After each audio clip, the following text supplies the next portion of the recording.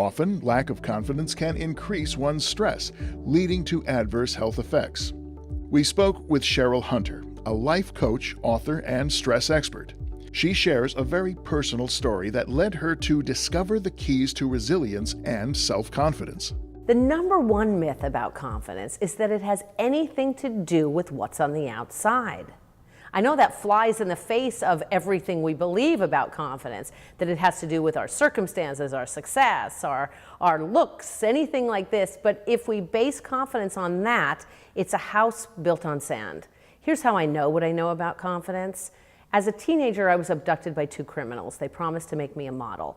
They didn't. They actually held me and eventually left me for dead. Afterward, understandably, my self-confidence tanked.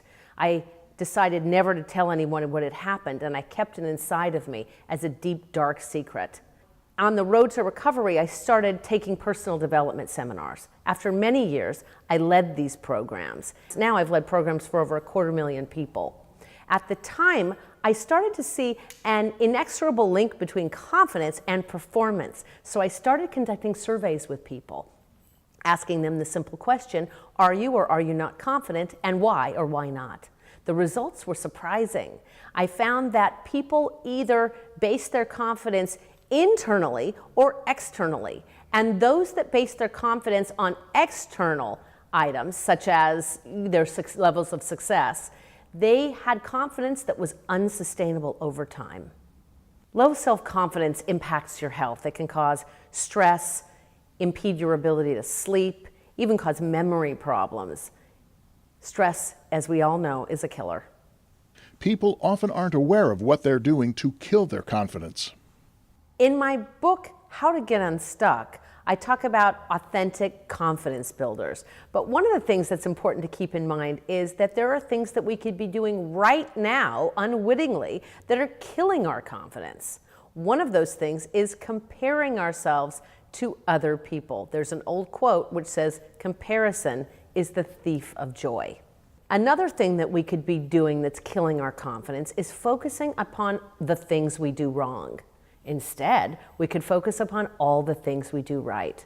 And finally, the final confidence killer is we worry about what other people think. There was a book by Terry Cole Whitaker. It was called What You Think of Me Is None of My Business, which is a very good thing to keep in mind.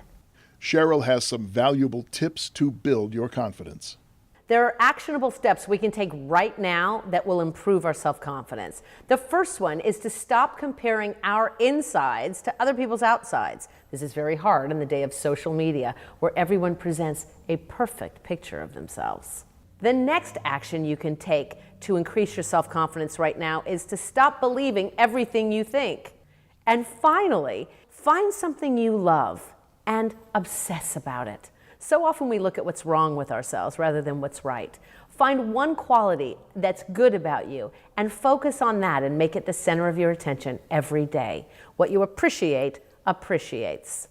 Last year, I turned 70, and in the summer, I was trying to decide what I wanted to do for my 70th birthday, thinking about a party, and then I decided what I'd do is I wanted to run a half marathon. The first day I showed up for the training, there they were. They were all 20 years old, gorgeous bodies, and their workouts exceeded anything I could even imagine I was going to do. And then I remembered what I had learned from the advice Cheryl gave me, which is, first, to remember something great about myself. And I thought, you know what? You're courageous doing this, and you're going to be an inspiration to these young people. My big triumph was I completed the half marathon.